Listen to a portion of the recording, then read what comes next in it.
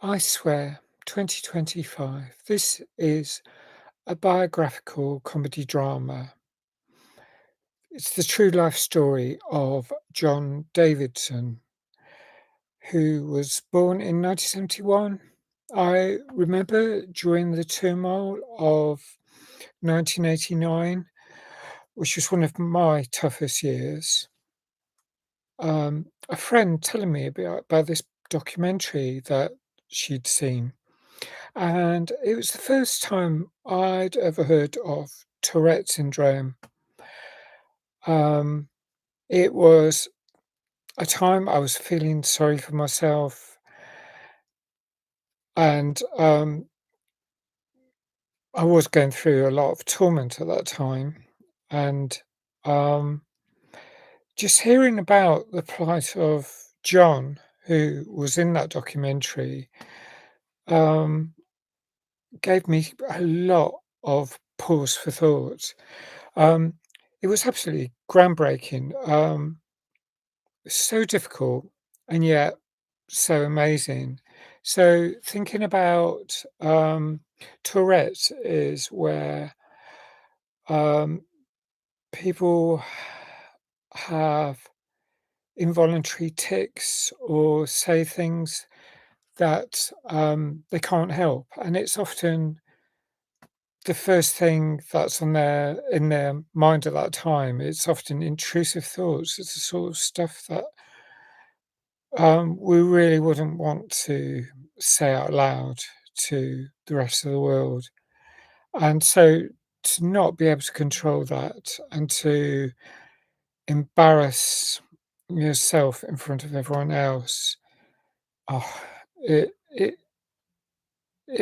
really must be horrific, especially when you're growing up as a young teenager. In the case of John, at this point, I don't think, well, he was barely a teenager.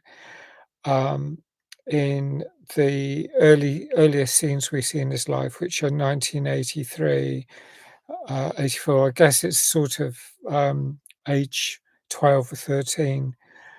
Um, but the first thing we see is in Edinburgh in 2019. Um, and at that point, John is, I guess, in his late 30s, and he's nervous about attending an award ceremony. He's outside the room, and um, th he's with, someone who's, saying, "Really, come on, you gotta come in," absolutely insisting. And he's actually getting an award from the Queen. Um, and after he's been persuaded to go in this crowded room, he shouts an expletive just as the Queen is being introduced, and apologizes immediately. That caused the audience in the cinema to laugh out, and quite often, um, people, did laugh out because, I mean, it is comedy as well as drama. And I mean, how it's shown is just amazing, the highs and the lows. Um, and the only time I knowingly have met someone with Tourette's was when I was in an Islington Sounder Suite, and I met a, a woman. And I was talking to her. I often, when I meet someone, just having a friendly chat, talk about films, as you do. And she said she couldn't go to the cinema because she had Tourette's. Um, and every so often she was just saying something randomly. And we were like in the steam room, and she'd say something, and someone else who just walked in would turn around and go, "I'm sorry, what was that?" And she would have to keep continually explaining herself to everyone that she has Tourette. She can't help saying the things that she was saying, and that must be so exhausting. Um, And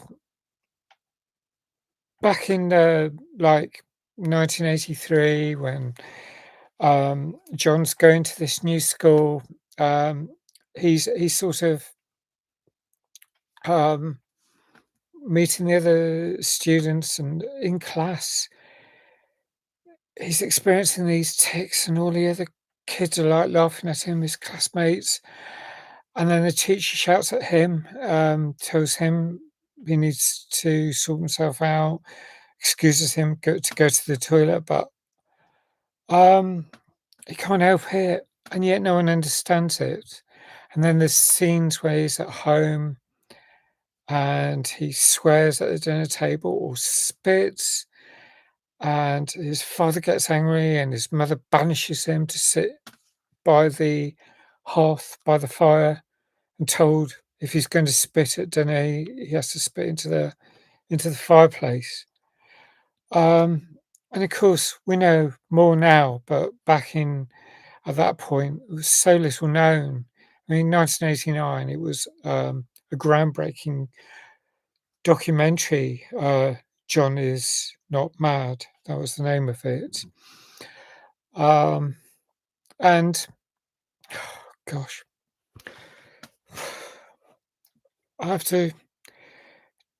I want to do this without crying, but I could feel all the way through this. I could feel tears building up. I felt pretty tearful all the way through. And I'll explain why, but the floods, the actual tears manifest when there was this library scene near the end. Um, and you have to watch that to find out why you think I might have found that scene so, well, cathartic. But all the way through, I mean, listen, things that I mean, I get obsessional compulsive disorder, which is one of the things that John suffered from. So, like, when I set off for the cinema today, and I was leaving the flat, going down the stairs, and I turned around and I went back up the stairs to check everything was switched off. I managed if I can just do that once, that's a real success. Um, I can waste so much time, just that sort of anxiety about worrying about, um, the what ifs of OCD, and there's a lot of them, and OCD is different in many different people. And so I really felt for him when he was like I mean, one of the things that he did was kiss lampposts, and it looked humorous, but he was doing it to stop bad things happening to people he cared about, and I really got that. And there's so much in this film that, um, I thought about. Oh, gosh, it is really I mean, I think this film is groundbreaking, the same as that documentary was, um, 36 years ago. Um, but, um, so August 1983, he's starting in this new school. He practically almost gets, um, he annoys the headmaster who comes to, um, sit at the table, where he's eating with his friends, and you can imagine that going wrong. The fact that he will swear and spit, and he can't help it. You can imagine what happens when the headmaster comes there, and it is intrusive thoughts, ideas and thoughts. You think the worst thing I wouldn't want to say. That's exactly the sort of thing that he will say out loud because it's almost like it manifests the worst case scenario effectively. Um, a- and all his takes, people think he's he's trying to get attention. Um, and when he swears in supermarkets. Other people jump, and his mum gets embarrassed. Um, and like he's eating in front of his dinner in the living room next to the fire, and um, just all that is so difficult to start with. There's so much heartbreak because the family's falling apart. Um, but content warning. What he decides to do is wade into a river to do away with himself. Um, and so the next scene's in a hospital. Um, but um, with the diagnosis, he gets. I won't explain everything about this film, obviously, but just to like go to the next point because he gets diagnosed, he gets on medication. We next see him 13 years later in 1996, and he meets an old school friend, and his school friend's mum is Dottie, her name is, played by Maxine Peake, and she's dying of cancer, but she was a mental health nurse, and she encourages him to very strongly to come and have a meal with them, and uh, um, just the family are more accepting. I mean, his own sisters and brothers seem they aren't as finding it as difficult as the parents. I mean, they're um, but um, Dottie is such a breath of fresh air, such an angel. Actually, um, she invites him to stay at, at um, the friend's house, um, and John's mum, played by um, John's mum is Heather Davidson. She's played by Shirley Henderson, who's brilliant. I mean, Maxine P. I mean, Peter Mullen, the actors who play the characters in this, they're all absolutely amazing. It's Robert Aramea who plays John Davidson. Absolute sterling work. Um, I mean, I don't know. I mean, it crossed my mind that maybe um, I don't know if it's possible to get someone with Tourette's to play Tourette's characters in this. I mean, that's one of the things, with LGBTQIA plus people. The best thing is to get someone um, authentically play the characters. I don't know. I don't know what the answers are, whether that's possible in films. And there's a lot of questions that come up, and I don't know the language. So I mean, he doesn't. He's not. Doesn't seem very keen on terms like disability. Um, and whether it's a disability or not is a major discussion point.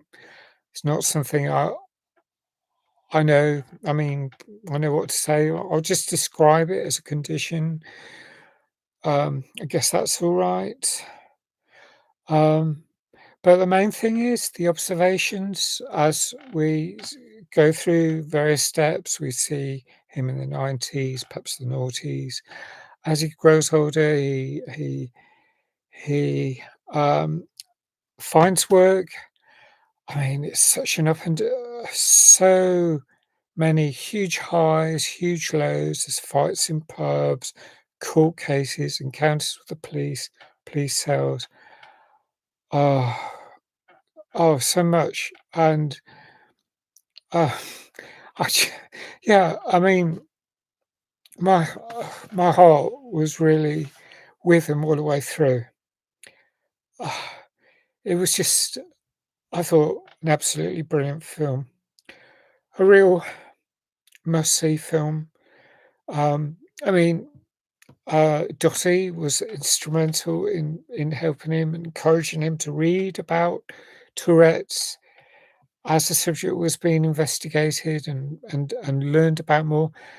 And considering all, I mean, right today is World Mental Health Awareness Day, and there are so many conditions of the mind, of the brain, that require everyone who doesn't have those conditions to show empathy, to actually sit back and think and learn about what it's like to be in this situation.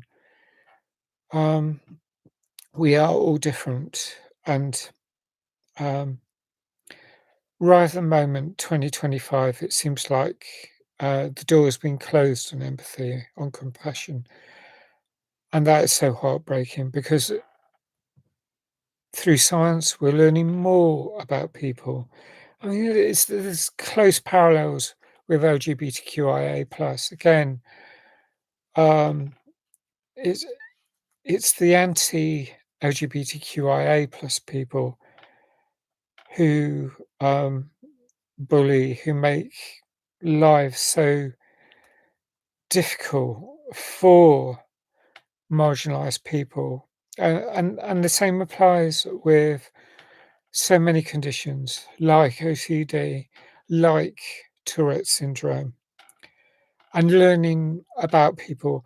And this film goes on. It shows how John goes um, into educating, to speak at schools, and to travel to places, to um, volunteer. I mean, he works in a community centre as well, and it's just like there's actually a few parallels that I saw with my own life, and yet in many ways it's different. And I would say his life is much harder. I mean, because Tourette's is still largely misunderstood, not understood that well, I don't think. I think more needs to come out. I hope lots of people see this film. Um, you know, I mean, the more education, the better. um, I'm going to score this 9 out of 10, 9.5. 9.5 out of 10. It's one of the highest scores. Almost willing to give it 9.75, which would be the amongst the highest films I've ever scored. I'll score it 9.5, but it absolutely um, captivated me. It was brilliant. I just really felt for John, um, and I really hope you can go and watch this film. And if you've seen it, I'd love to know your thoughts about it. Um, Please like if you like this review. Um, Thanks if you subscribe. Please hit the notification button. Please do leave your comments. Um, but most of all, as I said, it's Mental Health Awareness Day. Practice kindness, practice empathy, act with compassion. It's one of the best things, the legacy for all of us. The more we empathize with other people, the better the world will be. Okay, thanks for watching. Um, I hope to see you again soon. Bye for now.